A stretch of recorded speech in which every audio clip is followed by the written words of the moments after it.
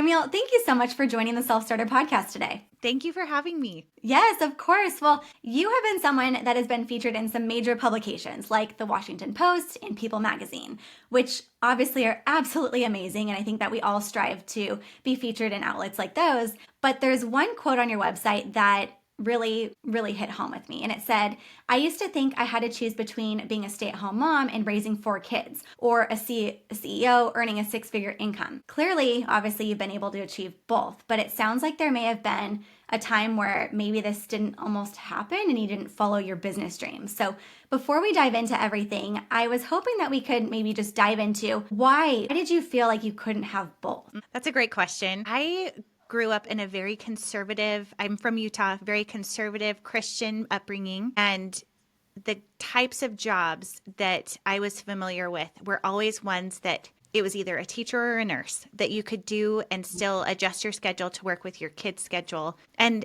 honestly, growing up, there weren't as many opportunities that there are now where you can have virtual, I really wanted to be at home with my kids, or at the very least, spend their early years with them, be there at the crossroads of the day so that, I could be as involved as possible. So that first was always my goal. I knew I always wanted to be a mom, but I also just had this itch to be doing more. I wanted it all. I wanted to be at home and be with my kids, but I also wanted to pursue something that I loved. I wanted to be learning and teaching and growing. And I'm so grateful to be born at the time that we were born, where there are so many options and possibilities. And so that was kind of my reasoning, is that for decades, generations on both sides of my family, the women who were working were teachers. And so that's what I got my degree in, because I thought family and consumer science, adult roles, relationships, finances, all of those things that make life happen, that you're like, why don't they teach that in school? Well, they do. It goes beyond foods and sewing, and it's actually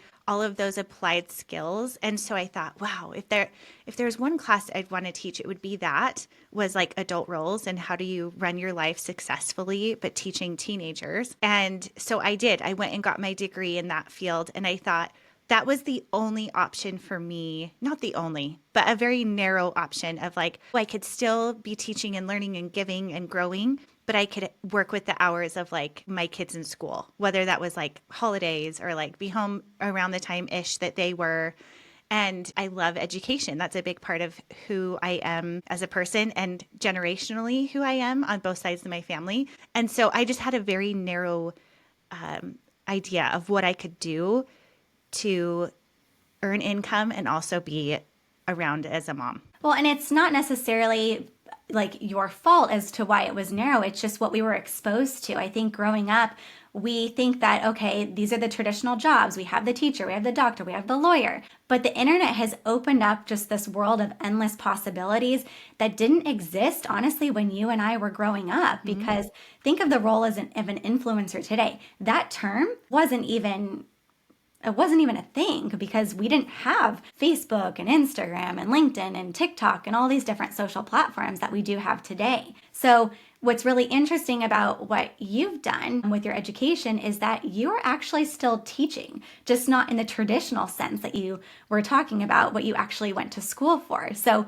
can we maybe transition into what you're doing today, and then we'll backtrack a little bit from there? Yeah, I'd love that. It's so funny because I have never stopped teaching. I finished my education degree and I went into the mortgage business and was teaching people about finances and mortgage, how to build your credit, how to buy that first home. That was really fulfilling and fun. And I actually was really good at sales, which was shocking to me because I thought, oh, I'd like this job, but I don't want to do sales. And what I realized was that sales is education brought with value. So to me, I was working with a lot of men. I was one of the only women that was working this job. And I remember sitting down and saying, I'll take this job, but I don't want to do sales. And they're like, okay, haha, because that's what it was. It was like, it was telemarketing essentially, but I was helping people review their mortgages, and then I would help teach them to understand it better. And I ended up being one of the top salesperson people, and they would have people listen to my phone calls and try to mimic or understand or learn or understand what I was doing. What are you saying? What are you doing? And I thought, well, I'm not doing anything. I'm just helping them to understand. And every time I got on the call with them, I would say, grab a paper and a pen and let's go through this together. Do you have a minute to sit down?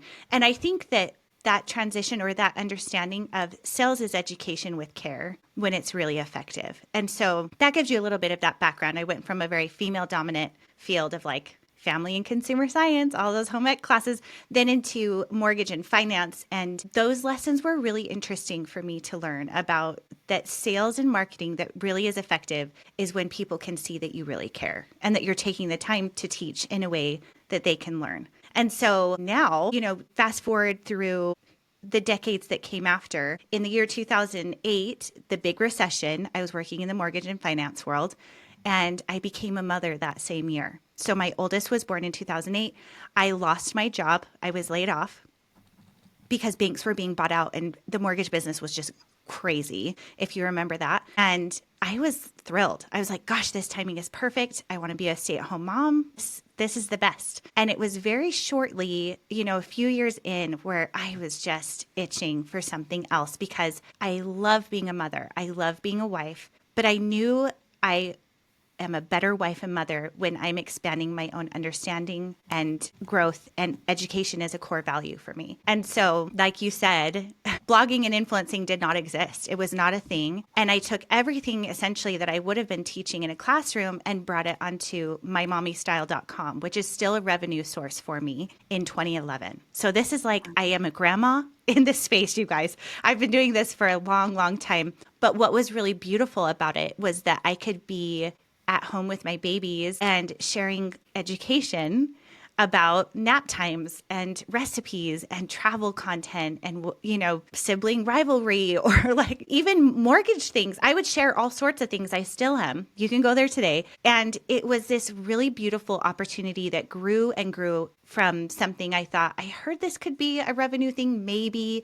but it wasn't until, maybe year 3 that it started to turn a profit. So when you see that I have been on Washington Post, I have been featured in People, that came a lot through that lifestyle website that I'm still running. Now, over the course of the decade plus that website has been around, I was reached out to by many women. And the top 2 things that I heard from them were, how do I make money from home? And the other was, there's really 3. So the second was, how do I keep and make friends? Because motherhood is so freaking lonely. We need friends. So that's just huge.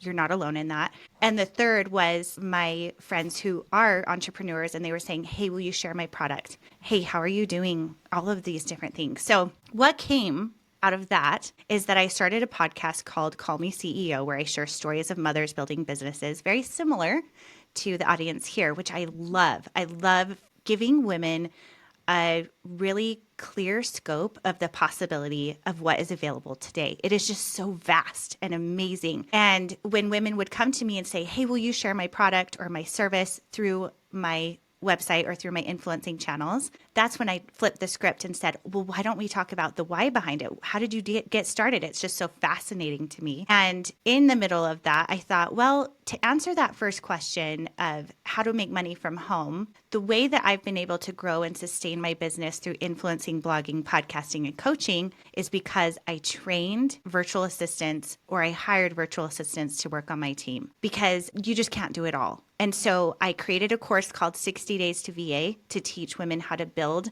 their own virtual assistant business that they could earn income, make their own schedule, make incredible money at their time. And then on the flip side, I help women to hire virtual assistants to help clear their calendar, give them some white space, and be the big thinker and the CEO of their business. So that is a very brief, like years and years, this is built upon each other, but over it all, and the thing that I'm most happy about is that I've been able to stay at home with my 4 kids, and it's the best. Like, I love being a mom, and I feel so spoiled, truly, that I get to help other women do the same. Your story, I'm listening to it, and there's so many similarities between the two of us. I'm listening to this and I'm nodding. I'm going, oh my goodness, this is my story. That's cool. I'm just a few years later. So I actually graduated high school in 2008. So during the recession, that's when I was actually going into school. So I wasn't impacted by that like you were, but I also was laid off while I was pregnant. And I was also in sales, and I was also the top performer. And it's because of exactly what you said. It's taking the time to get to know the other individual and really making sure that you care. And I think a lot of people get a bad taste in their mouth with sales. It's because it's the salesperson's agenda typically when you get on that phone. They're not thinking about how can I actually help the person. You're just thinking about me first. How can I get this sale? And I think just based on everything that you've said, I think you came in with a very warm approach. You wanted to make sure that you were truly helping that individual and taking them through that process and that journey of educating them, exactly like you were talking about with that pen and paper. Now, what's also interesting too is that you've then been able to take that sales experience, and even though you're technically not a salesperson today, in air quotes, like you are, because you've been able to take all of that education and apply it to your own business, because you essentially are selling yourself. You're selling yourself on these blogging websites, on your Instagram social profiles, all of those things, your podcast, and you're selling yourself to your clients. But what's interesting is like you're not having to go out there and do a bunch of cold calls anymore. You've built this personal brand for yourself that is warm and welcoming, and people are flocking to you. So what would you say, as you've built this personal brand of yours, as a mom, being a stay-at-home mom and building this brand, what would you think is like the biggest thing that you've done and taken into consideration that has just kind of helped you naturally evolve this business throughout the years? There's two parts to this. I think one of the biggest things, especially starting it as such a new mom, was the understanding that it wasn't going to happen all at once. So it was about consistent progress because in between I was pregnant, nursing, getting back into it, was pregnant, nursing, getting back into it. And 4 times. But yeah, 4 times. And so I think that something that is easy to do, especially as ambitious women, is to look at someone's chapter 10 and be on chapter 1 and think, what's wrong with me? And that is the very first thing I would say is don't expect perfection from yourself. I think I'm pretty decent at being okay with not doing it perfectly. And I think that's a big piece of success, is just showing up, even when you know you're falling forward. You're making those mistakes and it's okay. The second part is that I have always been open to, and I have this mantra that I've kept with me. And I don't know if I heard it as a quote someplace somewhere, but I've always had this belief that everyone I meet is superior to me in at least one way, that there's something that they could teach me, or that something I don't understand that this person could teach me. And so as a business owner, that has served me well in knowing that, gosh, I want to hire someone who's better than me at doing this certain task or thing, where sure, I could do it, or yes, I've done it in my business for so many years, but I'm ready to elevate above it so I can keep the bigger vision going. Because I think a lot of women that I coach or that I talk to get into the wheel of, well, I can handle it. I can do that. I can take on more. And this can apply to in your home, and this can even apply to in your business, where just because it's the way it's always been done doesn't mean that it makes you less than to bring in help and to ask for that, whether it's with your family or hiring an assistant or growing the team in that way. So I think those two things, being really dumb, I'm just kidding, like just being okay with being silly, or being willing to pivot. Because there were times, gosh, over the course of many years,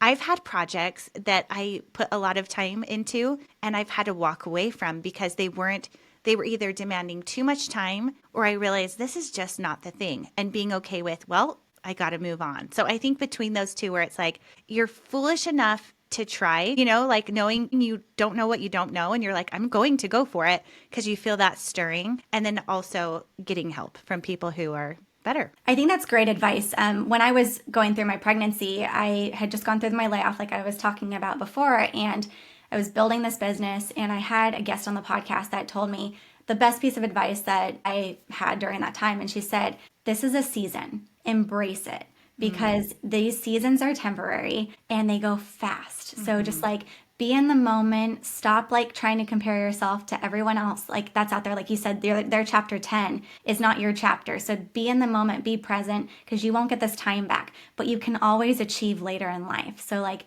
just be in the now. And I thought that was really, really great advice. And it just reminded me of what you said here. It's like we need to, especially as moms, like stop the comparison game, because we're all going through something. We're all trying our best. We're all just doing whatever we can to make it. And we're all trying to not burn out in the process. And I know that's something that you talk about, is really helping these women avoid burnout. But before we go into there, I also wanted to talk about, because you talked about failure.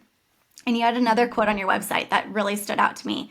And you said, the point is to get up one more time than you fall and learn from others along the way. And I thought that was so well said because, like you said, you like to surround yourself with people that are smarter than you in certain areas. So it's recognizing that, yes, we don't have it all figured out. Just take those steps forward, take a couple stumbles along the way, and those other people that are around you, they're going to lift you back up because like what we're doing here is really powerful if we all just kind of like band together and support each other along the way too. Mm-hmm. Absolutely. Yeah, it's funny because you're reading this to me and I'm like, yeah, I totally agree with that. I haven't read that on my website for a while, but yeah, I totally feel that way. And it's funny because I can think of different times. And it's funny, I usually get an itch to change or do something different about every 3 years. And my husband looks at it sometimes and he'll be like, you're crazy. Like, what about this other thing? Or what about it? This is happening or this is working. That's not whatever. And for me, I really wanted to develop different streams of income that I could push or pull back from because it was fun for me that way. So I would say, maybe I could have made a lot more money sticking with one thing and niching down and pushing it hard and being in that one thing my whole, career, so to speak. But I think you really need to pay attention to, I would call them your God-given urges where you feel that stirring and in fact, one thing that I created that I put so much time into is a journal called Time for Us. And it's a journal, you can find it on Amazon, but it's between a child and their parent. And that came in response to me creating a screen freeze program that I did for parents who are struggling with screens in their homes. And there was so much like shame around it, not that I put on them, but I think that parents do in general that I thought, oh, that's maybe people aren't ready for that. I think they are ready for that more now than they were when I created it 8 years ago or whatever it was. But now I thought, how can I flip this and make it a positive thing? So I created this journal. I felt really that push and that urge to create it, that it was really meant to be. And I released it right before COVID and I was doing fulfillment and the books got stuck in China where they were being produced and they were beautiful. They were hardbound. I got this huge, amazing, positive response to it. But I knew that shipping and fulfillment and the hiccups and the heartache that it was bringing to me with people not getting it when they were expecting it and their money and everything else, I thought, gosh, as a busy mom of 4, and now I'm homeschooling these kids and now I'm doing this and I'm doing that, I don't have the bandwidth. And even though it's a good thing and I love that I created it, I thought I've got to find another solution for this. And I put it on Amazon. So it still exists and I could still pick it up and like maybe pursue that journal later. But that is an example of something that I felt really drawn to and I could have gone full steam ahead, but it just didn't feel right in the moment after I created it and after COVID happened and after all the fulfillment stuff that I'm like, you know what, print to order, it sounds great. And I just switched that and it still exists and that's fine. But that's an example of just following as best you can those gut instincts. Well, and I think if we're following those gut instincts, that can help you to avoid some of the burnout because I think as women, we typically think about everything that we should do instead of like taking a step back and thinking about how is this making me feel in the moment. And typically if we're having more fun, then we're going to experience less burnout because it's something that we're excited to do and excited to show up with every day. So I think that was very intuitive of you to recognize that, okay, the world just shut down. I'm now homeschooling 4 kids and running a business. I can't add another thing to my plate. Let's just kind of pivot a little bit and make sure like it's not a failure. It's because it's still out there and I still learned from it, but it's not worth like my energy at this point because my energy has to be put into these other directions. So with burnout being kind of the topic right now, like what are some other tips that you or other ways that you help these women to avoid burnout? Because I know you have coaching programs as well as like we were talking about the was it 60 days to a VA? Yes. Yes. Yes. Okay. So 60 days to VA, I created for women who are like, I want to work from home. I don't know what I want to do, but I want to have the flexibility to do it. And I thought, gosh, I wouldn't tell these women to go start a blog because the runway, yes, you can still make money blogging, but the runway of getting from where you are to a money producing blog is a lot longer. So there are so many skill sets you already have as a busy, multifaceted woman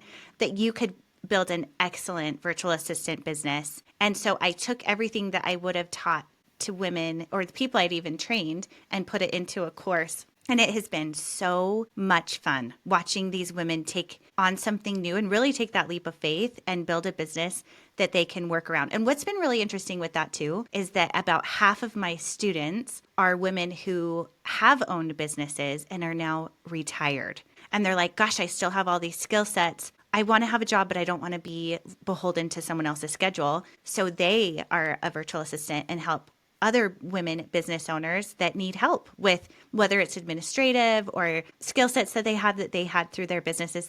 I couldn't even list them all, which is so cool. So that's on the one side. The flip side of that is I do a lot of coaching for women who need to hire a virtual assistant, but they don't know where to start. And so sometimes that's coaching through putting together SOPs, processes of like what you do, keeping track of what you do and what you could hire out first and understanding what that looks like. Because there comes a time in everyone's business where early on we have more time than we have money typically. And then at some point after wearing all the hats and doing all the things, you may get to a place, and you should, where you have more money than you have time.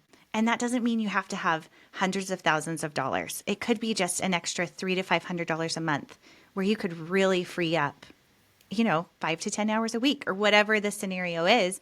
And it gives you so much more opportunity to be the leader of your business, to be thinking about those big visionary things, to keep the needle moving so that you don't get stuck in those administrative tasks or those customer service tasks that could be passed on to someone else. So what's really fun is that I've actually, in my coaching, have helped people to launch programs, whether it's like a podcast or a program or different things like that, family balance, whatever it is that you're looking into. But a big piece of that in creating that space for you, for your health, your wellness, whatever it is that you need more time for, your relationships, your kids, is to hire someone that you can trust. So graduates from my program, I'm linking up with these women who need someone but aren't quite sure what they need or how to get there, and I help link them up. And it's just been so cool to see these people that have come in not knowing what to do be hired on as a team member full time in some cases where it could be a part-time contracting thing, or a lot of them have become a very integral part of these women's businesses. So it's really fulfilling. I love it so much because as women, we need each other. And I think it's that women at the well analogy where in the past, as women, we would have places we would all go and talk and help each other out. And I don't even go to the grocery store much anymore. There are ways, maybe too many. I love grocery delivery, don't get me wrong. But there are ways that you can isolate yourself to your detriment and not be reaching out in a way that you need other people and you need that access to the help. And I think that's hurting us as women because we're expecting too much of ourselves and burning ourselves out. And so that is what I am trying to help women to avoid so that they can grow their business, maybe go to that next level, or free up the space so that their business is doing just as well or better, and they have more time for themselves, their business, the big ideas. What's beautiful about what you've created is that it's this full circle opportunity. And I don't know if it was intended to be that way or if it organically just turn into that, but it's really beautiful that you were able to take these individuals that wanted to make an income, put them through their program, work with these other individuals that have a problem that they need to solve by hiring someone and really being able to connect all of these. It's just this circle that just keeps on giving and giving. And like you said, motherhood, you said this earlier, motherhood is extremely lonely, but so is entrepreneurship. Mm-hmm. And we really need to be bonding together and helping each other, just lift each other up because we all have these dreams and these ambitions. But it's really hard to do it all when you're a one-woman show.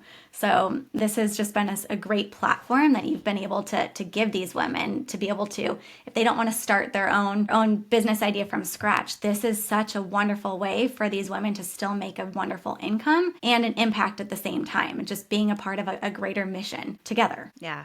Yeah. It's really, I created the course as a solution, and then it evolved into, as I was coaching women in business that had businesses for 3, 5, even 10 years. And then them saying, well, how are you able to manage keeping your influencing going and your podcast and your blog and your coaching? And I'm like, I'm not doing this by myself. I have very specific people that I've worked with for years who are independent contractors that are a part of my team that help me make it happen. So I think that needs to be talked about more. That I think too often we see the shiny or what we assume people are doing, and knowing that we all need help. And it's okay to say, I need a break. It's okay to say, this isn't the season. It's okay to pivot and understand that maybe this moment is a time of rest. Because I think just like nature, where we look at, I mean, we're almost to spring. I'm looking out my window. We just got so much snow. So I'm like, dang it, it's really snowy. But I actually snowboard, so I'm happy about it ish.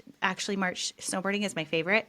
That's a major squirrel moment. But what I mean to say is we look at all of these spring blossoms and this beauty that comes back. And I think we forget sometimes that winter is ugly, or it can be. Not today, it looks pretty. Winter is restful. Winter is needed because those moments of blossoming and beautiful and production and growth comes from hibernation and rest and asking for help. And so I think that Mother Earth teaches us that. And sometimes we forget that as human mothers because it's so easy for us to give everything we have. And so the goal is to not do that. The goal is to create systems, ways to offload that task, ways to ask for help without the shame, ways to know that you can't be everything to everyone all at once. And that's okay. That's the way it's meant to be, that we're not meant to go full throttle all the time. That's so good. I have to ask, because obviously you've had a lot of success in your business throughout the years. When did you know that it was time to ask for help? In my business or in my life? I guess both.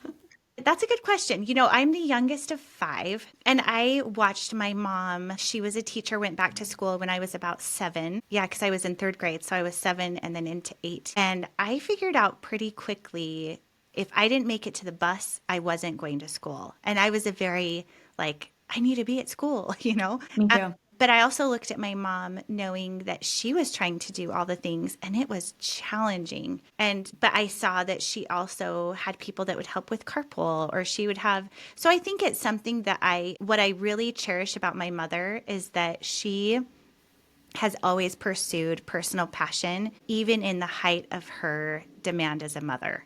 She would do ceramics, porcelain dolls, sewing, skiing, water skiing. She's amazing. And so I think for me, I look to her as a model of what an amazing mother is. And she was never apologetic for pursuing her passions. And she also worked really hard. And so I think I learned it from her without even knowing that that was ingrained in me. And with a lot of women that I talk to, maybe that wasn't a model that you've seen or that you saw was common. Or maybe you had a mom that was resentful for having to do things and not as willing to ask for the help. So honestly, I feel like that's a gift from my mother without her even telling me that was the case. So I don't think I've ever looked at it in a way of shame asking for help.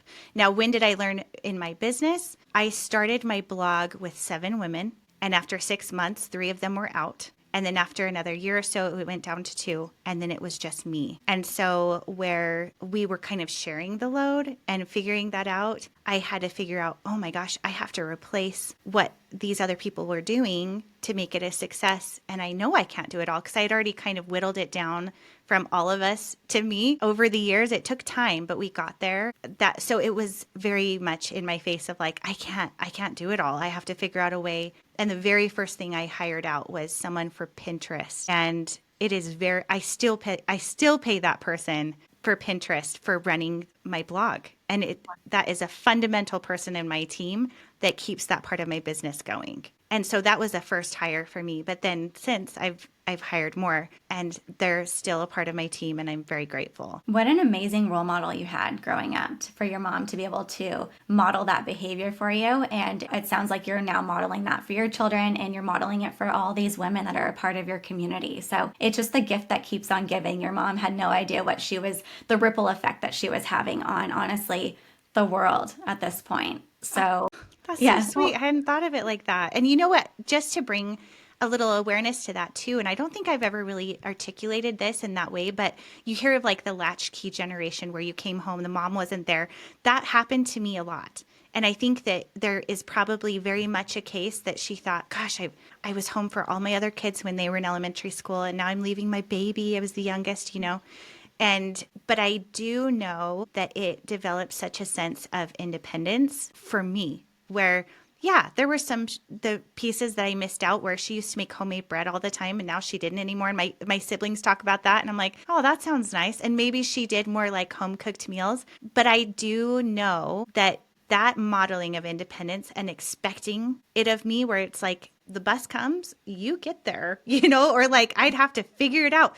And I think that children have always seen their mothers working hard, no matter what, whether it's in the home, outside the home, a mixture of both. Kids are used to seeing their mothers working hard. And I don't think that's something that we should pack around like, oh, I'm failing as a mom because I can't be there and do this and make it exactly the way it was for this kid or that kid, because there are gifts that come from growth in struggle. And so, yeah, I hadn't thought about it exactly that way, but I do think that independence that I built served me my whole life of being able to build up that independence that I needed and watching her do all the things she did. So she'll even ask me, she's like, where do you even come from? I don't know how you're able to do all this. I'm like, what are you kidding?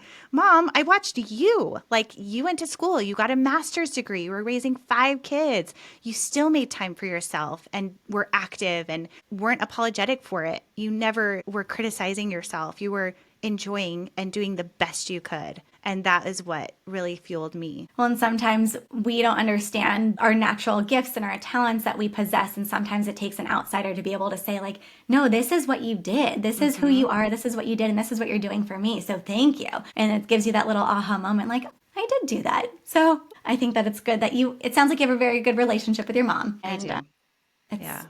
it's more, everyone needs more of that in the world. So Camille, I could talk to you all day.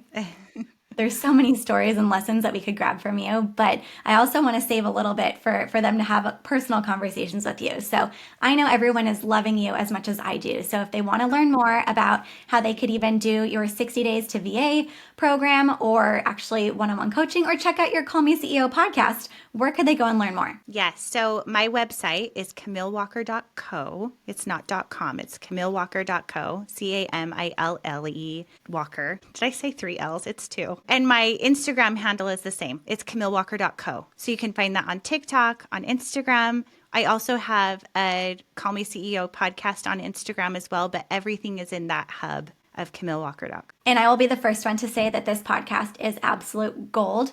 So if you're not already subscribed and listening to it, make sure you are, because Camille just brings the most amazing guests on the show and just brings value week after week. So Camille, thank you so much for hopping on the Self-Starter podcast today. Thank you for having me. You're so sweet. I just feel great about myself after talking to you. You're so nice.